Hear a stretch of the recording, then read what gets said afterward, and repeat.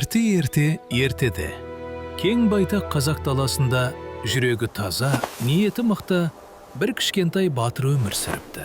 Оның аты Айбар. Айбар күшті болуды ғана емес, ақылды, әділ болуды армандайтын. Бір күні ауылда бір өзгеріс болды.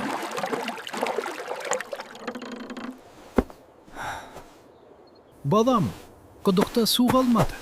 Ауылға қиын болып тұр.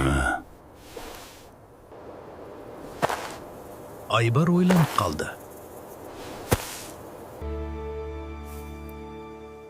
Мен көмектесемін. Су көзін табамын, деді батыл Айбар. Осылайша Айбар жолға шықты. Айбар басын жоғары көтерді. Кең аспанда қалықтаған бүркітті көрді. Бүркіт су жақта өмір сүретіні сезгендей, сол мекеннің үстінде қалықтап айналашты.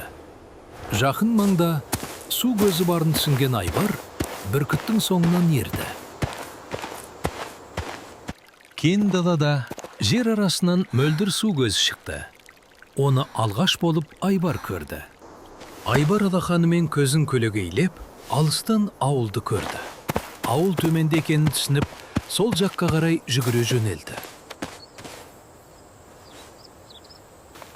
Ауыл адамдары арық қаза бастады. Айбар да олармен бірге еңбек етті.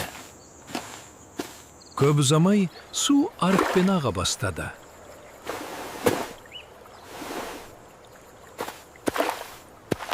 Қазылған арықтың арқасында құдық қайтадан суға толды. Ауылға тіршілік қайта оралды. Кеш түсті. Ауыл жайнап тіршілікке толды. Бұл ауылдың күші бірлікте. Ал әр адамның күші табандылық пен еңбекқорлықта. Егер тырыссаң, еңбектен қорықпасаң, бәрі де қолыңнан келеді.